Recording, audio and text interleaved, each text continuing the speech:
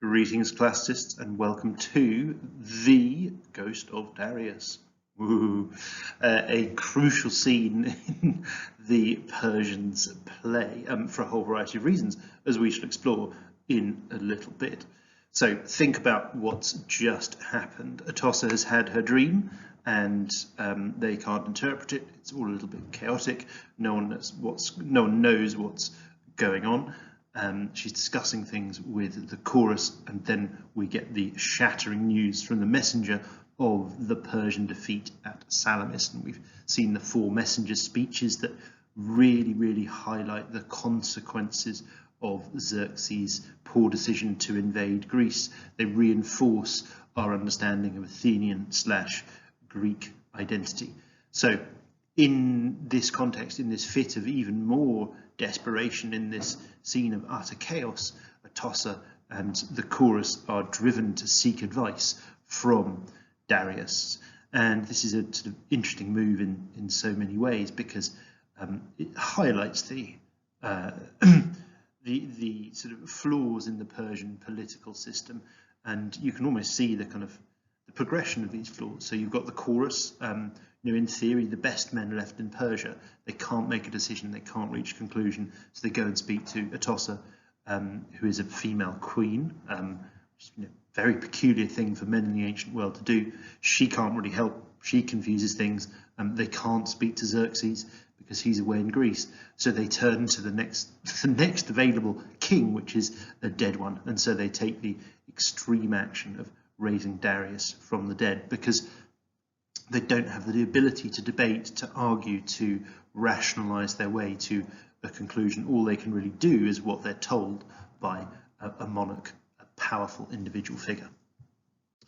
So the chorus then launch into a what's called a stasimon, which is a big scene between 2 episodes, and this is useful because it draws all of the audience's attention to the chorus as they dance and sing, and then the actors, because there are only 3 actors, remember, the actors will change into various roles and then reappear back on stage. Maybe there'll be some change to the scenery, as probably nothing significant with regard to the scenery because that's fixed, but there could be a few props or something moved out or highlighted or emphasized.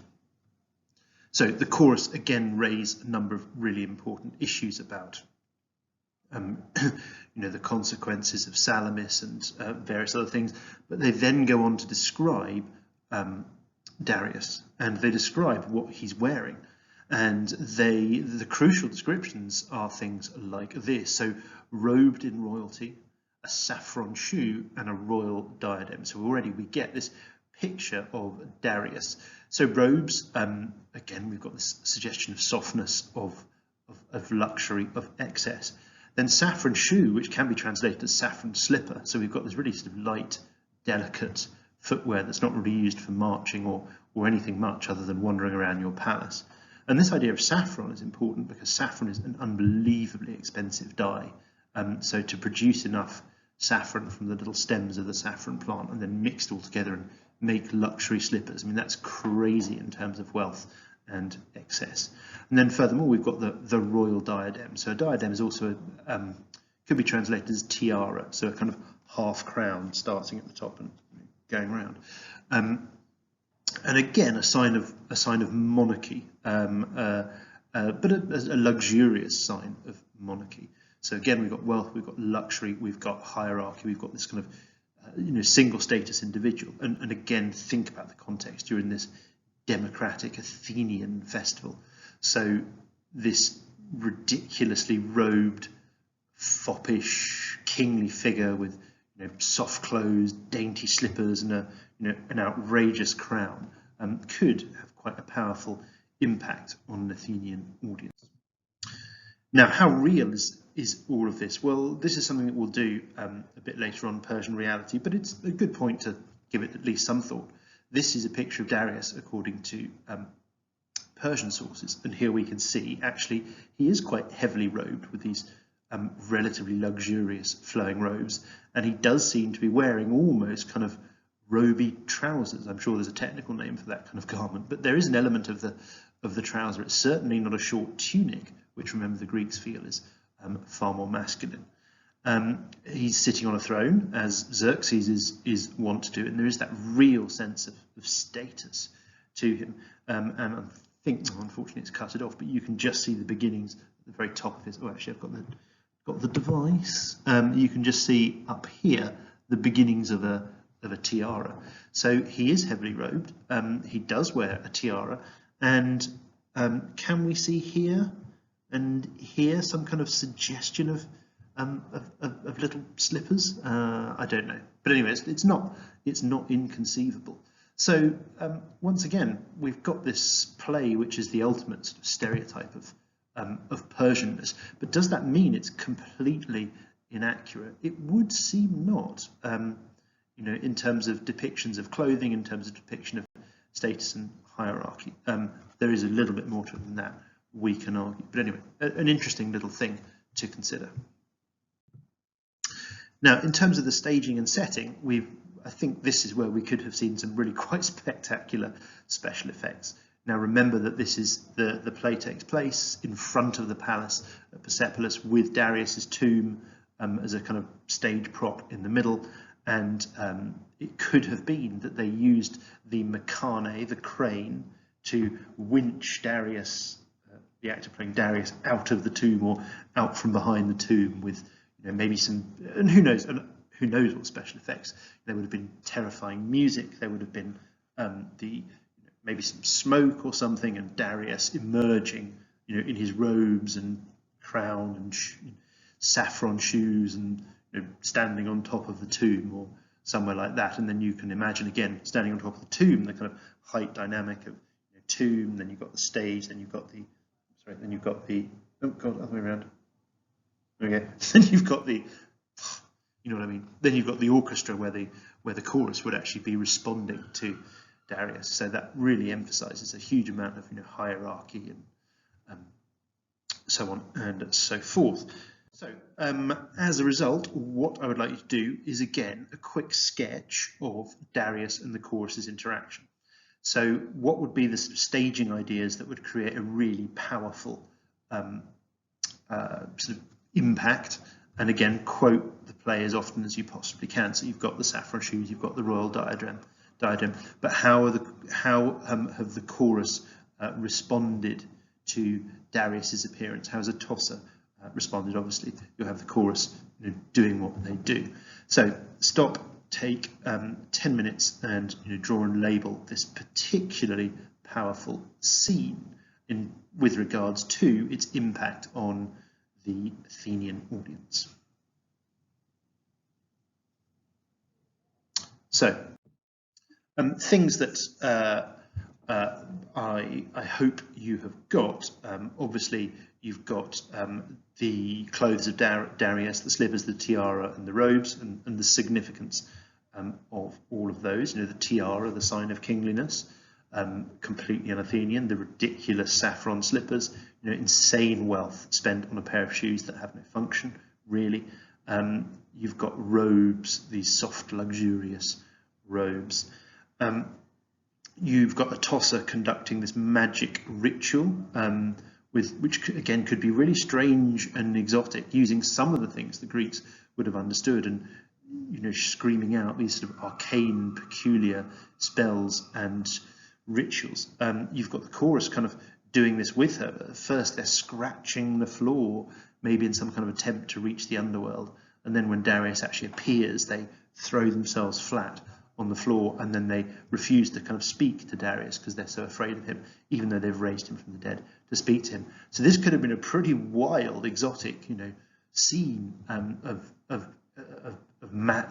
Persian magic and Persian majesty and dark power, and this could have been quite terrifying for a Greek audience. Imagine some sort of humble Athenian peasant farmer who sort of wanders in, sits down, and suddenly you've got all these special effects and visuals and spells, and in the world of tragedy, remember, these things are real. You know, it's not like nowadays we see, you know, someone casting a spell, or you know, say, oh, well, that's a bit creepy, but we know that that's not real. Spoiler alert. Whereas for the Greeks, you know, this is a bit more nerve-wracking, because, you know, these spells exist. You know, people can be in theory raised from the dead, you know.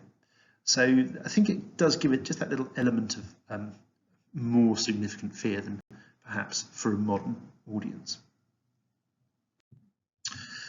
So just a sort of thing to remind ourselves of, and that's one of the functions of tragedy, and that's catharsis. And catharsis, as we've spoken about before, is a purging of emotions through pity and fear.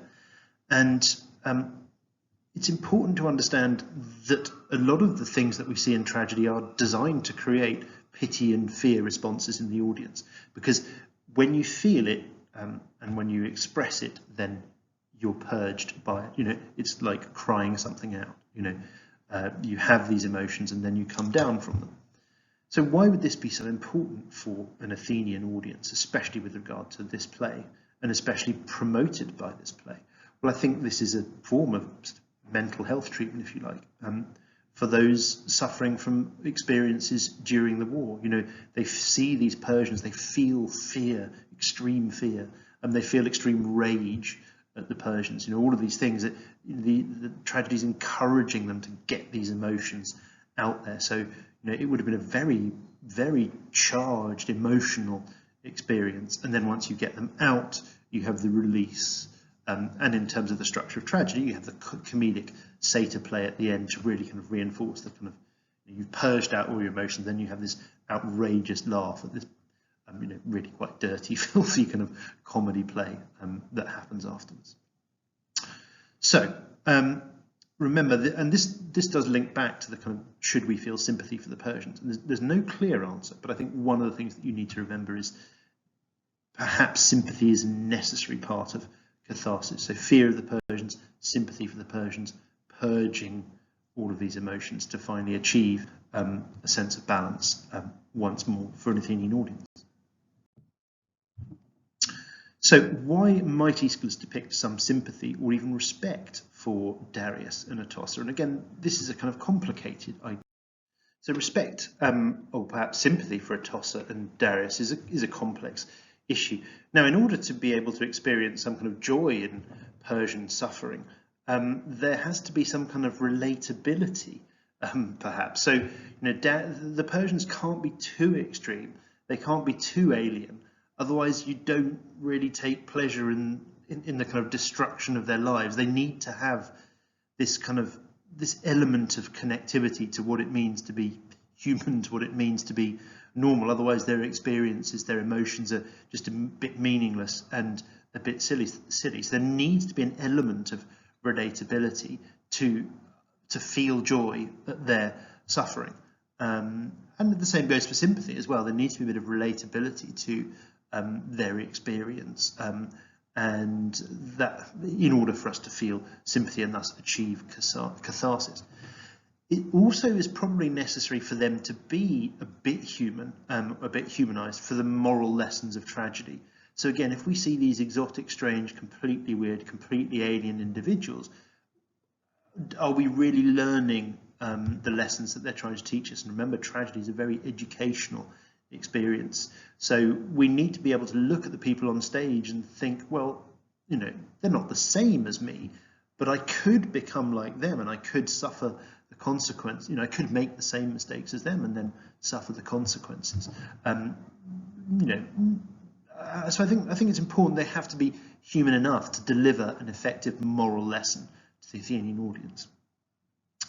The other reason why there may be some respect for them is as a contrast to Xerxes. So we could, you know, throw all this out the window and say, well, it's nothing to do with any of that. This is here to make Xerxes look even worse.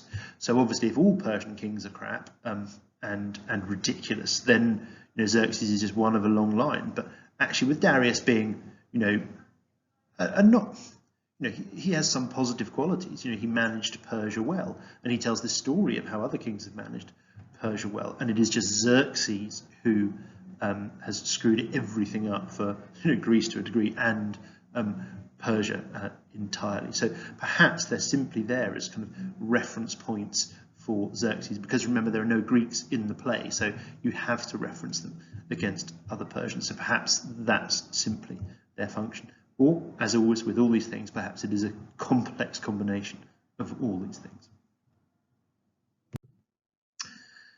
So we have this interesting conversation between Darius and Atossa, because the chorus can't speak to Darius, so the only person who can is Atossa. Now, there's two ways of looking at this, as always. So first of all, we could say that the only person brave enough to take action is a woman. The Persian men are so unmanly that it has to be Atossa who takes the lead. The counter argument to that is obviously, well, it's a bit different. Atossa was Darius's wife, so this is really a husband-wife conversation. So it's not necessarily that much about the cowardliness of the chorus. They are of a different social status anyway. But I think it's a good argument, especially when you're looking at the difference between Greeks and barbarians. So in this conversation, which is quite a kind of a quiet little husband-wife conversation about their son, so there's an element of kind of intimacy and sadness, and we see that in the change in pace and style, where it's stichomathia, one sentence, one sentence, one sentence, one sentence. So it's not these great long speeches, it's much more of a kind of conversation, and that makes it more human, more relatable, less of a tragic performance in a way. So Atossa explains that it was the rashness of Xerxes that emptied Asia of its men. So we're getting this sense of Xerxes has done something extreme and ridiculous. He's taken every single Asian man and assembled them into this ridiculous army and marched it to Greece on a whim. And whilst he was marching, he chained the Hellespont because he sought to overpower Poseidon. So straight away, hubris. And again, another mention of a Greek god. So we've had Zeus mentioned, we've had Ares. Well, we will have Ares mentioned in the future, and now we've got Poseidon mentioned. And of course, these are all mentioned by Persians. So, as Edith Hall was saying, there isn't necessarily a particularly kind of good understanding or good portrayal, rather, of Persian religion. That doesn't seem to be relevant, and perhaps that's because of the moral lesson of hubris, and it's disobeying the Greek gods that really is what will get you into trouble. They then go on to talk about how Xerxes the Rash learnt folly in fools' company, which again depicts Xerxes as this slightly easily led, sort of mentally soft, quite weak individual who was easily persuaded and led astray by others. Now, this is probably a reference to Mardonius, maybe Artabanus as well, but I think really it seems to have been, according to Herodotus, who remember did write later, that it was Mardonius who pushed and persuaded and manipulated Xerxes into attacking. Although here, of course, the Persians blame the gods and certainly don't mention Mardonius by name. Darius goes on then to talk about, to give itself a bit of a sort of moral lesson to the Persians and to the Greeks, and these are quite important descriptions of Persian rashness and Greek identity. So Darius basically says, Atossa says, well, what do we need to do about it? And Darius says, we'll never invade Greece again because the land itself fights on their side. So this can be interpreted in two ways. So first of all, really that the gods, because nature is rising up against the Persians because of the hubristic, unnatural action that they've taken. But it's also a reference to this idea of lean soil. So Greece is a hard, tough place where crops don't grow anything like as effectively and as easily as the East. So, the land is scrubby, barren, tough. The soil is lean, and tough land creates tough people. So, you've got the sort of natural world rising up to fight the Persians, but also the ground is not very fertile. So you will starve if you send these large armies to Greece. And that's again reinforcing this idea that it's such a ridiculous thing for Xerxes to have done. You assembled the whole of Asia, you invaded this scrubby, tough place for no reason. It doesn't have any wealth. It doesn't have any. It doesn't have fertile lands and crops and things. Those are all that you have all those in the East. So why on earth have you invaded? Well, he's invaded because he's just got this completely uncontrollable desire to conquer the world, to conquer everything. But it's a ridiculous, stupid, pathetic desire. And Darius then goes on to clarify that Xerxes and the Persians are being particularly punished for some of the actions that they took. They say, this sort of the deaths and the starvation is the just reward of godless insolence, and that is referring to the burning of the temples, which Darius makes clear, and goes on to say their sacrilege is matched in suffering. So why are the Persians what's another reason why the Persians are enduring and suffering all this stuff? Because they burnt the temples of the gods on their march to Greece. So again, a moral lesson, and again a difference between the Greeks and Persians. You know, you've got the Greeks understanding the appropriate way of worship. You've got the Persians burning down temples, and we then get into the another lesson, but really about the individual. Zeus sternly chastises arrogant men. So when individuals show hubris, you are punished by the gods, and the showing of hubris and its punishment is the sort of thread that runs through almost all tragedy. Yeah, I mean, you could argue all Greek tragedy. So this scene finishes with an instruction from Darius to his wife Atossa: go and fetch seemly clothes. And this is a sort of an interesting instruction. Is this the ultimate negative characterization of Persians? Jot down a few ideas for and a few ideas against. Take 2 or 3 minutes. So, on the one hand, is this the ultimate negative characterization of Persians? Well, yes. You know, they've suffered mass casualties, their army's been wiped out, and yet all they can think about is going off to get some nice clothes for Xerxes. It's so important that he looks good. It's so important that he's got his snuggly gold robes. So it seems completely ridiculous when they should be thinking about what to do for the country, for the state, for, you know, the whole Persian world is falling apart. It just doesn't matter what Xerxes is wearing. And she is more concerned about that than the death of, you know, almost 1 million Persians. And that again shows that it's all just the great king that's important. No one else matters. It just, you know, this is what a ridiculous system, especially when you remember it's democratic Athens who is watching this, where, you know, it's almost in a political sense, and in some sense, it's almost the kind of removal of the individual. So, on the other hand, Atossa is a female. There's not a lot that she can actually do in a political sense, or should do. You know, her duty is to look after the oikos. Her duty is to look after her son. And so, what can she do at this point? Well, she can make sure that, you know, he is clothed. That is a very sort of traditional female duty. You make the clothes for the members of your oikos. Think back to Penelope and the cloak she makes for Odysseus. So perhaps it's not completely ridiculous thing for a woman, even though she's a queen, to be doing in an ancient Greek context. But again, this all depends on how you view this play. You know, if you view this as you know, not a sort of hit job, if you like, but, you know, if you view this as taking almost every opportunity to loathe the Persians, then you can take one route. If you view this as a more complex sort of moral lesson for the Athenians who are about to embark on some pretty undemocratic behaviour with regard to the Delian League, then, you know, you can view it in another way. Good. So we then Atossa has left, and we then get the entrance of Xerxes.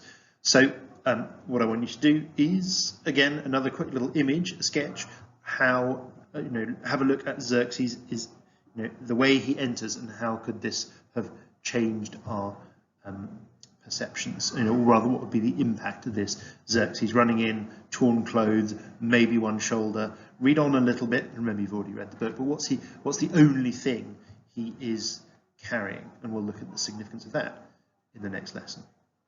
So this may be a slightly shorter lesson, but remember there will have been, or there could have been, some bits from the previous lesson that we didn't get onto. So you still should have about an hour and a half's worth of work, if not a little bit more. Anyway, I will see you in the next lesson. Take care, guys.